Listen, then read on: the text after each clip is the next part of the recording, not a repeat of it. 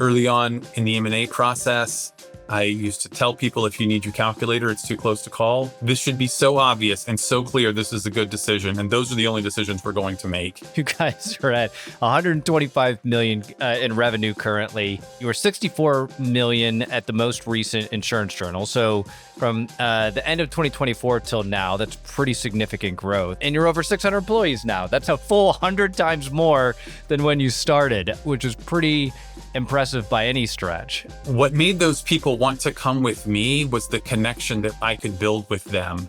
This is a very emotional transaction for people, and I don't think everyone sees it that way. This is somebody's life work. But you'll do a lot to build that relationship, whatever that might be, to get those first couple agencies, because that's the kickoff of your vision. 60, 70 plus acquisitions later, how do you maintain that today? What I'm looking for is somebody who is really genuinely invested in building something great together that we can't build alone. And I think there's a lot of soft elements to that. It's not all spreadsheets and numbers.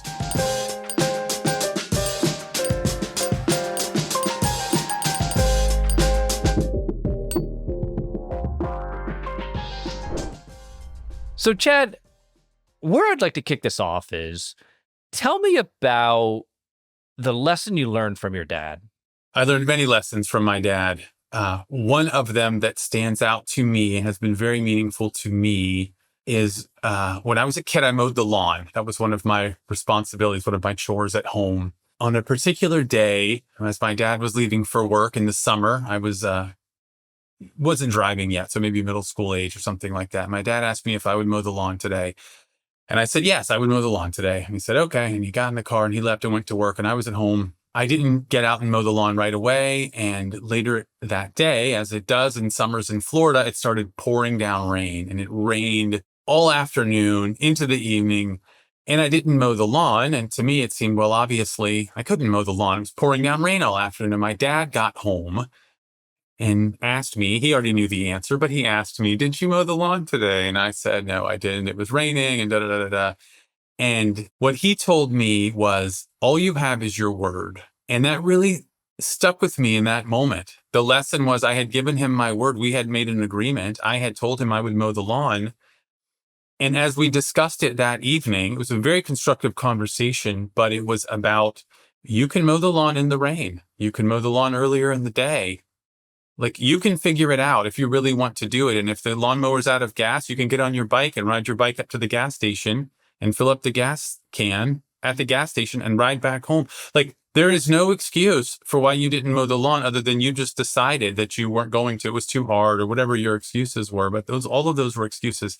At the time, it seemed very unreasonable to me. It seemed like he was being unreasonable, but with some time to reflect on that and some maturity, I learned so much from him that day. And it has really, really helped me a lot in life, in many, many circumstances, having that perspective. And I think with that, the other lessons that come from that are perseverance, or even relentlessness more than perseverance, and many other things. But there's lots of other examples I could give you, but one that's more recent, a couple of years ago, we had an opportunity, an M&A opportunity, to meet with an agency in Cincinnati. I live in North Florida. This was in Cincinnati, Ohio. The plan was to meet with them on a Friday morning at 9 a.m. This was a couple of years ago. And if you remember, a couple of years ago, there were some hurricanes that came through Florida and then went up into the Carolinas. One went up into the Midwest. Well, it was the week of those hurricanes hitting. So on Monday or Tuesday, it occurred to me that those hurricanes were going to come through Florida, and it occurred to everyone else too. Flights start getting canceled, but that lesson from my dad still lives within me. So what I did was I rented a car on Wednesday, and I drove from North Florida to Cincinnati, Ohio, and I was at the meeting on time. I was actually a few minutes early. And the people I was meeting with, they were just blown away. Everyone else has canceled. Everyone from the flights are canceled and this and that. And my perspective was, I gave you my word I would be here at 9 o'clock on Friday morning. And here I am at 9 o'clock on Friday morning. And it was very impactful for them too. And ultimately, they decided to go with King and their current agency partners today. But I think a big piece of that is this is who you're partnering with. I'm the kind of person that if I tell you I'll be there at 9 o'clock on Friday morning, even if there's a hurricane, even if all the flights get canceled, even if whatever, I will be there at 9 o'clock on Friday morning, just like I told you I would be. And I feel like all of that goes back to the lesson of mowing the lawn that day when I was probably in middle school. I love that. That is a super interesting story. And you know, I got a couple things around this. One, this is definitely going to come back up when we start talking about kind of your growth strategy, how you approach M&A and things like that. But I think one of the other interesting things about that is, when I've doing the research on your career, you've had a very, very interesting journey from being a very high prospect. I think you had got drafted by the Reds, and you pulled back from that because you thought you'd get drafted higher, at a shoulder injury that knocked you out of that. Moved into the finance world, and then I remember, you worked for Lehman Brothers. Lehman Brothers was the spot to be before that crash. Till it wasn't, yeah. And so you get the big finance job. And again, I remember how prestigious Lehman Brothers specifically was. And then the crash happened. And so that through line, not the relentlessness, perseverance.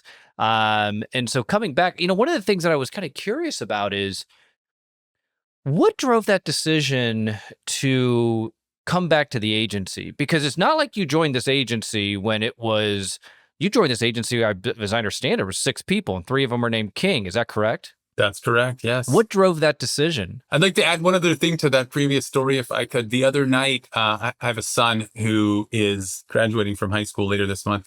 The other night, he was leaving to go out with his friends, and I asked him if he'd be home for dinner, and he gave me what I perceived to be sort of a wishy-washy answer of, yeah, I'll be home for dinner, yeah.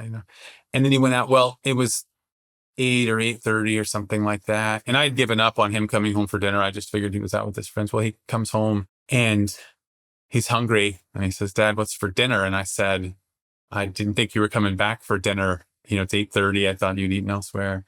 And without missing a beat, he says to me, "Dad, all you got's your word."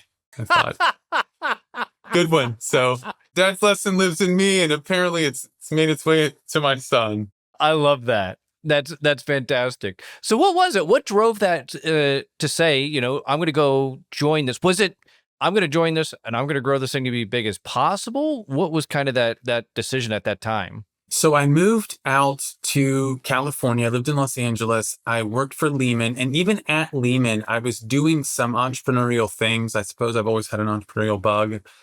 And I was doing some real estate ventures and some esoteric real estate things. We can get into that if you like, but maybe that's too much detail for right now. When Lehman Brothers dried up, I had a few different options, and I could have worked other places or figured out other things. But then I really thought about, what is the best long-term decision here? And I felt like what it seemed like at the time was moving back. It felt a bit like taking my medicine, saying goodbye to all my friends, packing up all my things, moving across the country, starting over basically.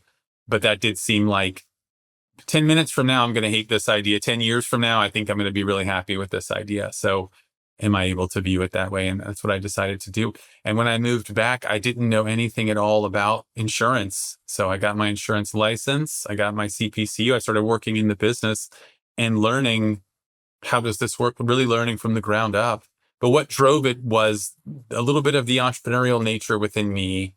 And working for someone else was going to not be the ideal fit for me, crossed with what's the best long-term opportunity here. Well, I would say that bet paid off. You guys are at 125 million in revenue currently. You were 64 million at the most recent insurance journal. So from the end of 2024 till now, that's pretty significant growth for that size.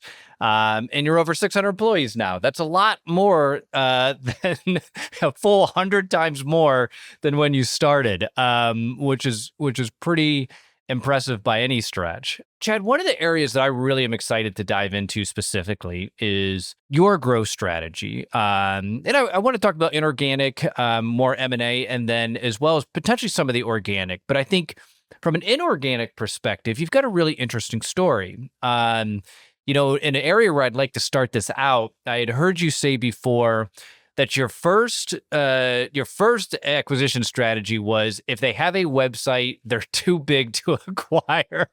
Yes, that is true. And I think you've got a really interesting story. Could you tell me about those first two agencies that you acquired? Sure. So in early 2015, I decided I would start trying to acquire some agencies. And I didn't have a mentor. I didn't have any feel for how to do this. So I was just applying my own common sense to how best to do this. And I knew I could get a loan from a particular bank. Westfield Bank was the name of the bank. I knew that they would loan me money for an acquisition. So I started out honestly spending a lot of time on the phone with the underwriters there to learn how to underwrite a loan for an acquisition. What are you looking at? What are the things that you need? Why do you need those things? You want the tax returns from the agency. Okay, what's on the tax returns that you're looking at? Because as I mentioned before, I didn't know anything about insurance. This is also something else I didn't know.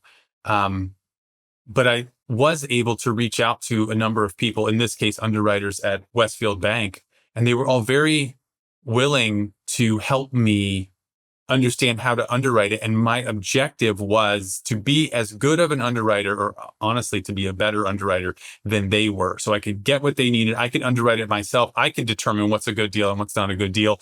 And by the time I submitted it to them, this should be a layup for them because it's already underwritten. I already have everything they need. Whatever questions they're going to have, I've already asked them. I've already got the answer. I could give them exactly what they needed. So for no good reason other than whatever I thought common sense looked like, I decided if someone had a website, they were too sophisticated and too big for me to be able to afford them. I also figured you'll never be a hero in your own hometown. I once heard someone say even Jesus had to move. So I found all of the insurance agencies that were in counties adjacent to my county, but not in my county. And then I would Google them. And if a website came up, they weren't going to be a prospect. But if a website did not come up, I knew they existed, but I also knew they didn't have a website. So then the question is, how do you get in touch with these folks? And what I assumed was if you're that small, likely the person who owns the place is also the person who's very involved in the day-to-day operations. So I went on different carrier websites like Travelers or Progressive or whoever, the Get a Quote page, and I filled out the Get a Quote information, what's my name and my phone number and my email address and that sort of thing. And then in the free form box of where you type in Get a Quote, I have a Ford pickup truck or whatever you're supposed to put in there. I would put in there, my name's Chad King. I own King Insurance in Gainesville. If you're interested in selling your agency, I'd love to talk with you about it. And I would just do that over and over and over and over again. And since I knew I didn't have a lot of capacity to buy a lot of agencies, I didn't need a lot of yeses. One yes in a year, maybe two in a year would be all I could handle. So I did that for a few months. And by March or so, somebody responded and said, yeah, I'm interested. And then within a couple of weeks later, a second person also responded to an email I had sent weeks prior. So now I had two people that were interested, and I wasn't going to be able to do both of these at the same time. I didn't have that much capability. So the first person, I went down the normal channels, the underwriters at the bank and all of that sort of thing. The second person I went to, and I was just honest with her and said, like, here's the story. Here's how we got to where we are. I've already agreed with this other person. So here's what I can do. I can offer you a split of the revenue. Every dollar that comes in, I'll give you 50 cents and I'll keep 50 cents. And we'll do that for 3 years. That'll be 1.5 times your revenue. And if your revenue grows or shrinks, whatever it looks like, it will be 1.5 times whatever the revenue is. That's all I can do. I'm not playing hardball with you or trying to negotiate with you. I'm trying to be honest with you and tell you the truth. And the truth is, I can't do it any other way. And if that doesn't work for you, I understand and I respect that. And we discussed it, and her daughter was getting married and she needed some money, a much smaller amount of money to pay for the wedding. And I did have that amount of cash. And she said, okay, if you can write me a check up front for that amount, I can pay for the wedding. And then we'll do the 50-50 split. You got a deal. And I said, okay. And then we got a deal. And so I ended up closing 2 transactions within, I think it was the same month, maybe 1 month and then the next month, basically concurrent, which was an accident, serendipity. But that's what got it started. Then I closed another one later that year and kept going from there.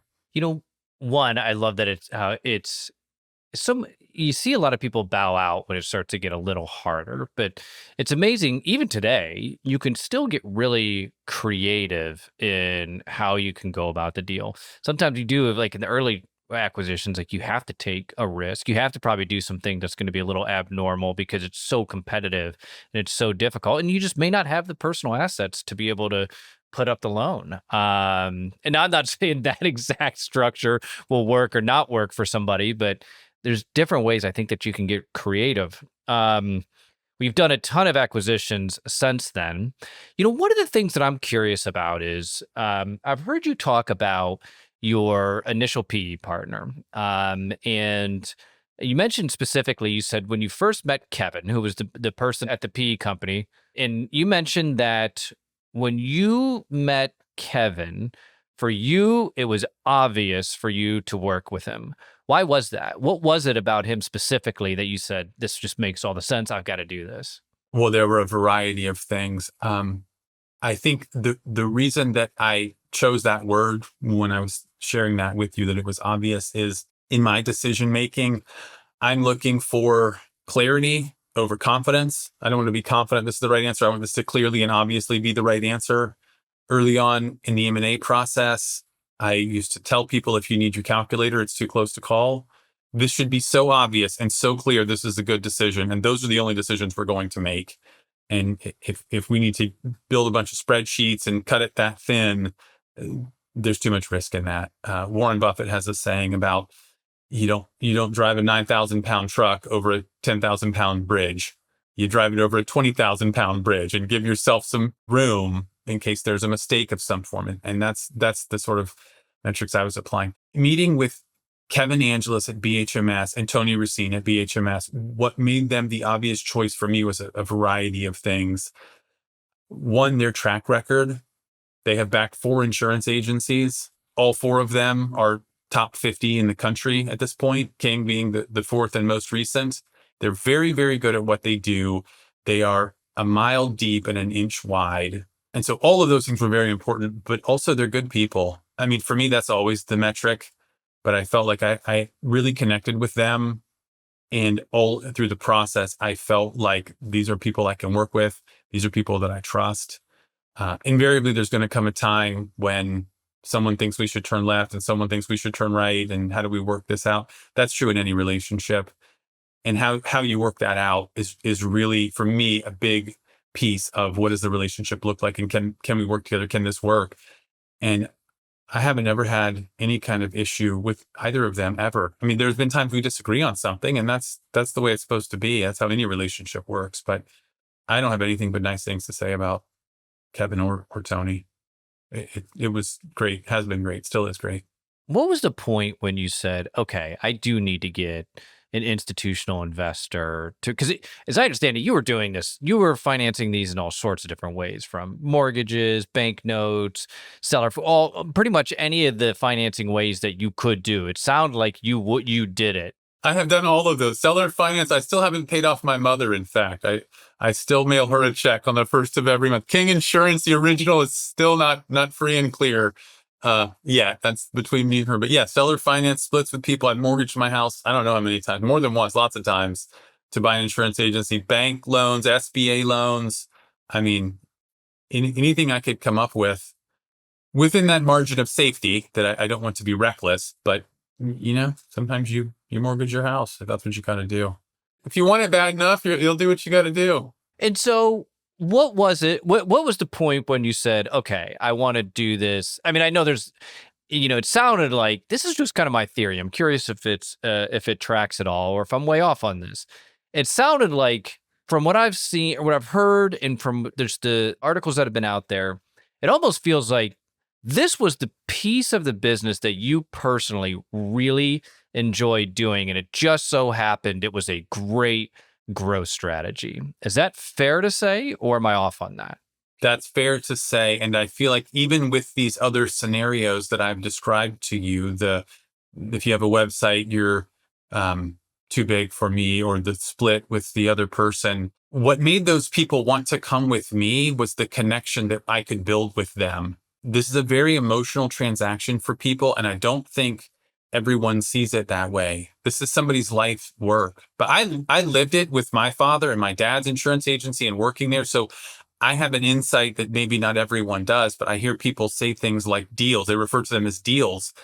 And I think about like when I bought my dad's agency from my dad built it in, started in 1974, sold it to me in the very end, last day of 2013. So 40 years roughly. He sold it to me. He put 40 years of his life into this business. He raised his 2 kids. He supported his family, et cetera, et cetera. Like to refer to that as a deal, it just seems so insensitive. I feel like there's no bedside manner. The analogy I've given people is delivering babies. If you're the obstetrician, for you, it's Monday. But for this other person that's having a baby, this is a day that they will never, ever forget. They'll have birthdays and like they will celebrate this day for the rest of their lives. But for you, the obstetrician, it's just Monday. You're going to go to lunch after this. Then tonight, you got to remember to stop by. Like, it's just Monday for you. But like, if you can bear in mind how big of a deal this is to this other person, it can change your bedside manner. And they were acquisitions. That's why I use that word, because these folks wanted to walk away and pursue other things. So they were selling it and it wasn't acquired. I wouldn't use the word acquisition in every case.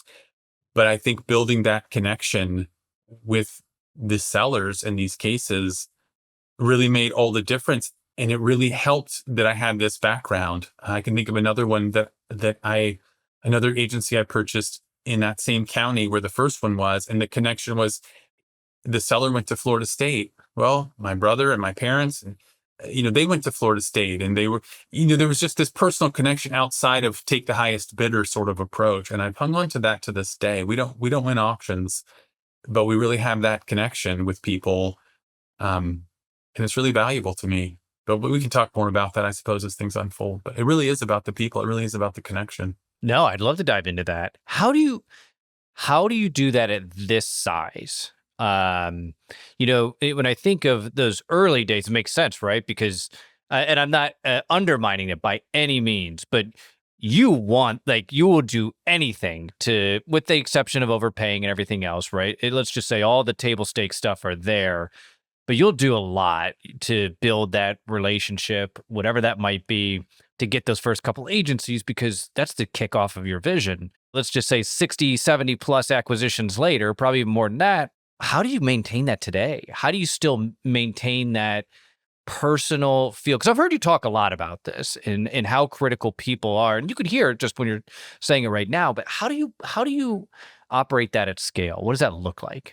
Well, I think number one, it's got to be sincere. It's got to be genuine. You really have to mean it. You got to pay attention. But I think all of that comes from like really meaning it, really genuinely caring.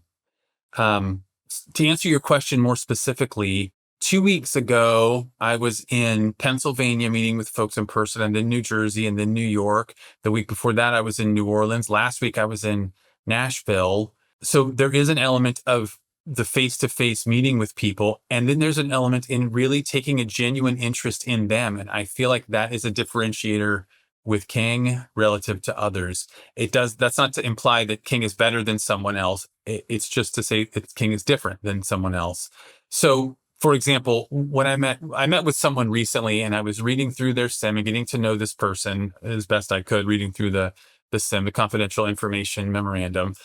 And in there, it referenced that his father was a coin collector and he was a coin collector. And a lot of times when you sit down at these dinners, people want to get into the numbers and the growth strategy and, the multiples and all of that jazz. And I sat down and said, tell me about your coin collection. Why is that important to you? Tell me about how your dad got into that. And so we have this whole conversation about coins and coin collecting. And I don't know anything about coin collecting. So I'm like, I find this very interesting. I know nothing about it. Teach me about it. So he's teaching me about it and telling me all about it and the connection to his dad and the coins and what's important, and this one coin and that other coin and whatever. But you can really forge this connection. And I feel pretty confident that no one read that and thought, I'm going to ask about this because I care. And whether or not we work together or whatever that looks like, I'm not here to close a deal. I'm here to like really genuinely, sincerely get to know you. How do you think and what's important to you and why? And it's a connection in a way that I think most people are going to talk about these other things. But if you like go back to the earlier point, if someone spent 40 years building this their whole life and raised their family and all of that sort of thing. There's a lot more going on here than what's your revenue and what's your margins and how much is commercial versus personal and what's your growth rate. And is that really what this is about? And for me, it's not. What drives the clarity in that scenario? Because, you put a big emphasis on people. This is a very people heavy business for sure. What makes it clear that they're the right group of people from a business, that this is one that makes sense for you to partner with? Here's one example that happened to me at one time that made it clear this was not the right person. We started talking about growing and my history and his history and all this stuff.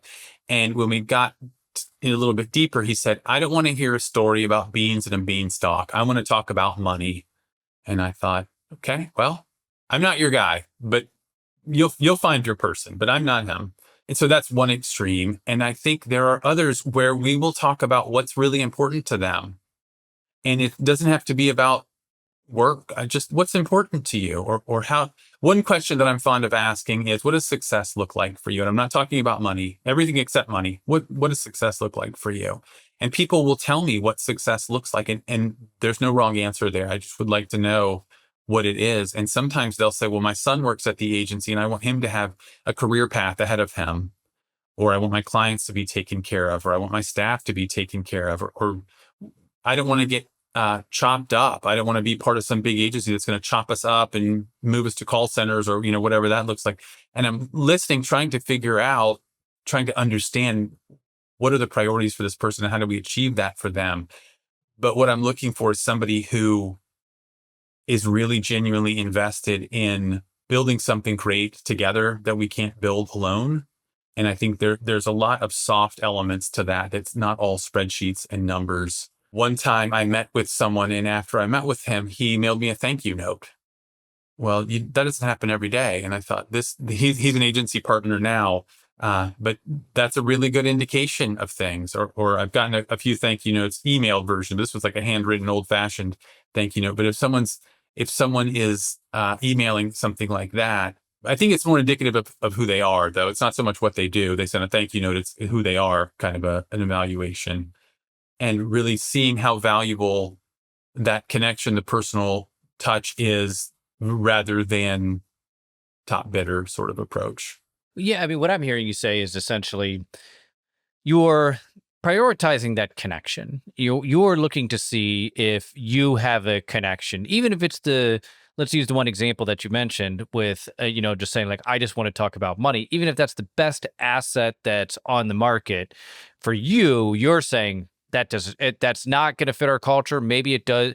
And honestly, maybe it won't even do that great with us. Maybe it's better off going somewhere else and it could do better somewhere else. But for us, probably not going to be a fit. Am I right on that? The way that I present it to make that complex idea more concise is I'm looking for patriots, not mercenaries. Patriots win wars. One of the things I'm curious about is many agencies have had that, and I personally think that a lot of platform agencies get a bad rap.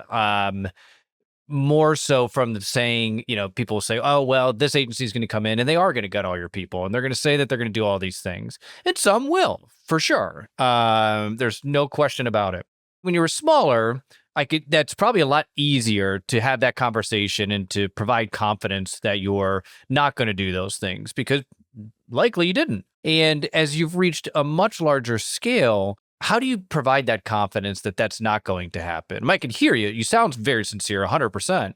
But how do you do that in practice? Well, I guess up front, I connect them with other agency partners. And I tell them I'm an open book. You can talk to every single one of them if that's what you want. You can talk to as many of them as you would like, and I'll connect you with them directly. And then the two of you can speak in private without me around and ask your honest questions. What was it like? What's integration like?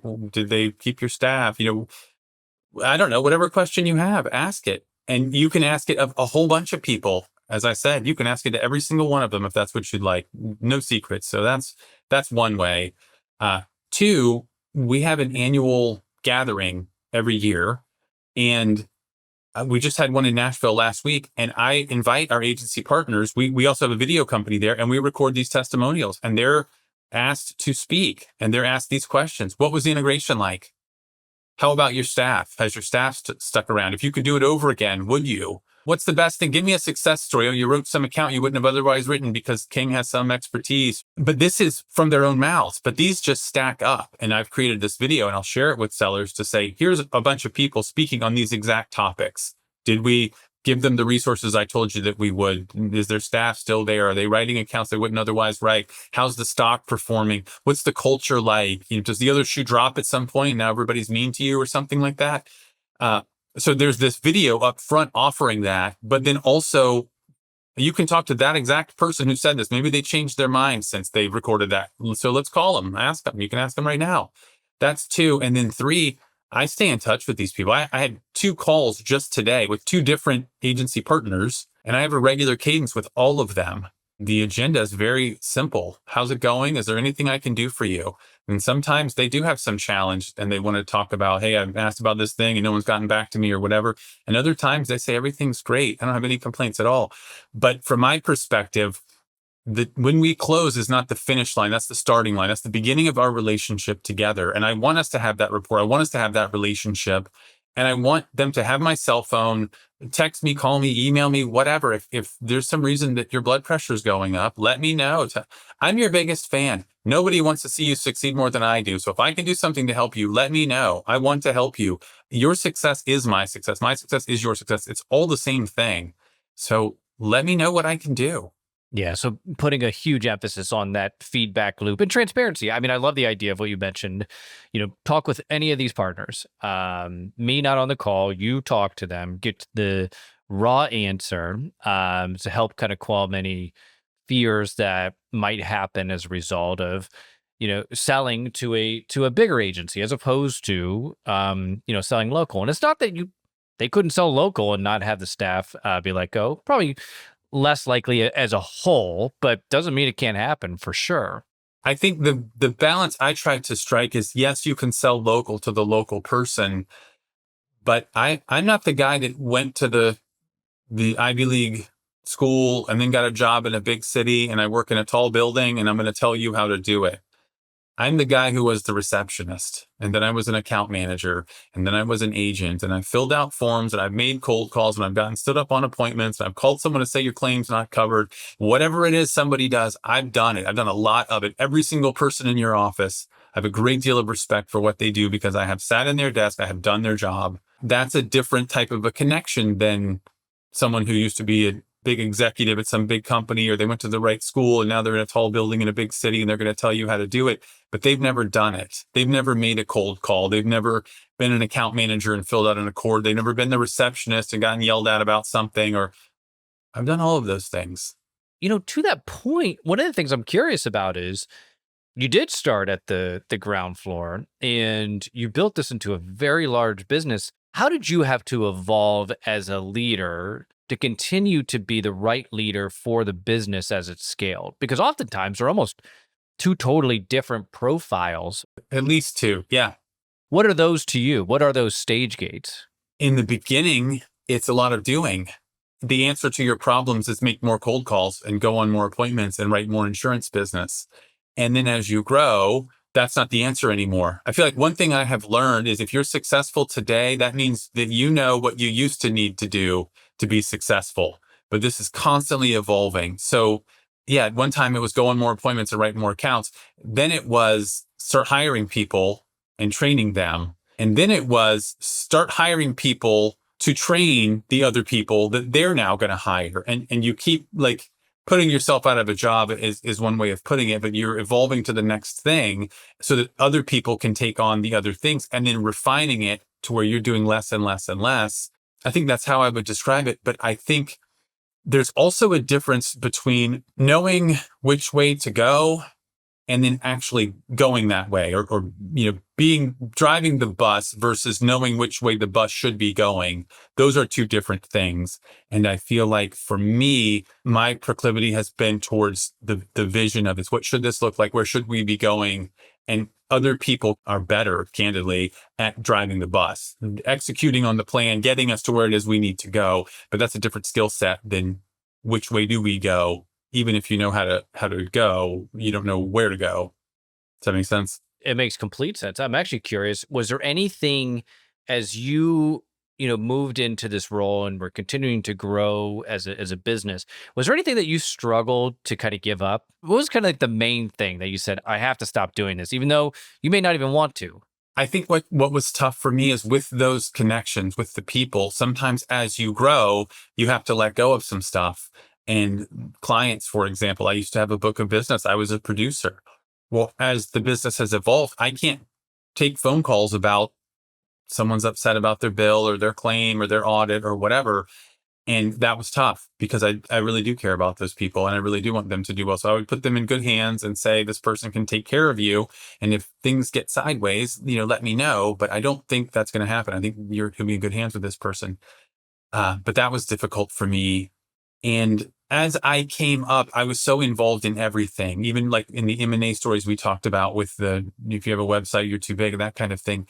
After I would generate the opportunity, then I'm in the middle of underwriting it. Then after that, I'm the one sourcing the attorney. I'm reading over all the legal documents to make sure that they're consistent with what the handshake agreement was. That this was in the days before I was doing letters of intent.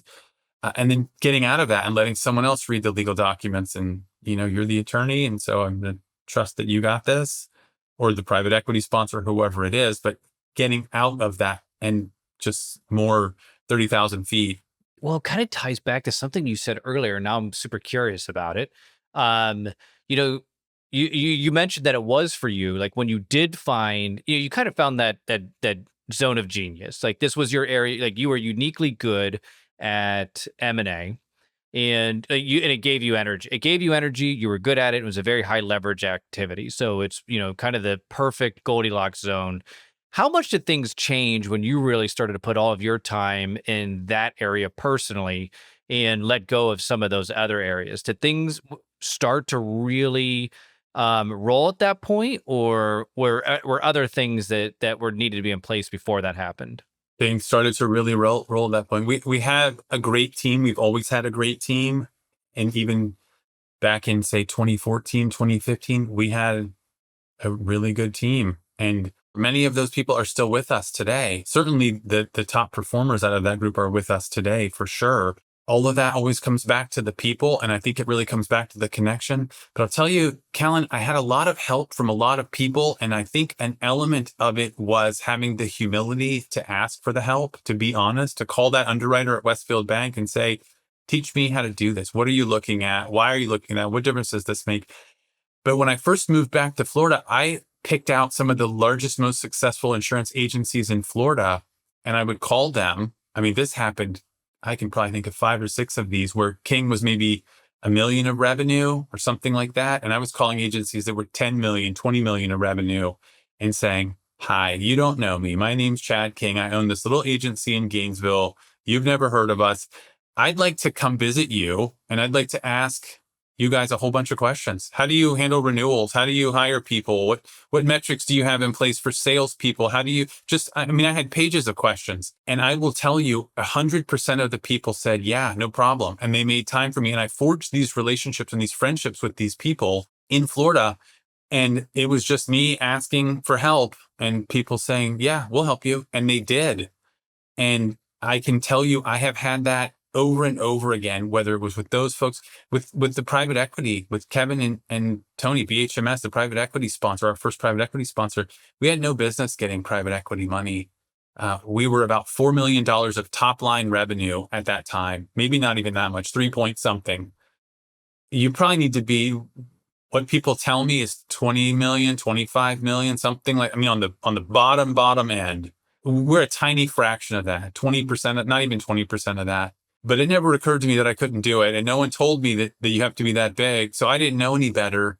But I just went and I tried, and I talked to Tony, I talked to Kevin, and I really believe, and I've had a great deal of success with like being humble, working hard, doing your best, telling the truth. Candidly, it's like things that require no talent. You don't need any talent to be on time or have a good attitude or do your very best. Your best might be better than my best, but it's still my best. And there's no reason I can't do my best or tell the truth or be on time or have a good attitude or be coachable, or like there's all of these things you can do with no talent.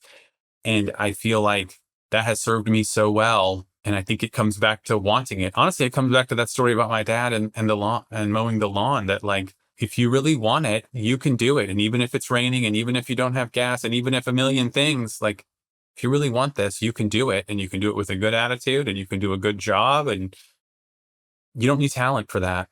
It's funny. I normally ask a question of, where if you could look back and have a conversation with your younger self, what would that conversation be?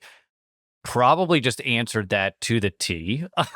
So I'm not going to make it redundant to ask that again. One of the things I am curious about, though, is, and this will be the last question I'll ask to wrap it up. You've grown this significantly. I think it's probably fair to say you've had a recapitalization event. So, it's not like you're doing this for money at this point. You've probably made the last dollar you've ever spent. That's another thing. I never was. I don't mean to hijack your story, but I never was doing it for the money.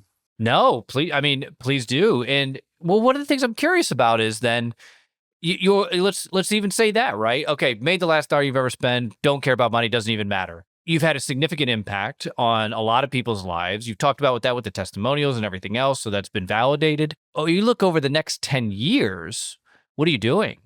What is it that's driving you over the next 10 years? What is this going to look like in 10 years for you personally? What does my life personally look like over the next 10 years? Yeah. What is your life? What is like your involvement within the business or whatever that might be? I would love to stay involved in the business. I tell people that all the time. I'm 49 years old. So God willing, I'm not going anywhere. I don't want to go anywhere. I would likely remain out of the weeds, but I love our team. I love our agency partners. I like meeting with people. If we find the right partners, we really, really can build something great together. If that's the focus, if the focus is building something great together, the Patriots versus mercenaries sort of approach. But if we can gather a bunch of Patriots to really want to build something great, and that's the focus of it, is to build this great culture, opportunities for people. I mean, the money will come, and that's important to some degree to everyone. And we all have a budget and have bills and have to buy groceries and things like that. That's fine.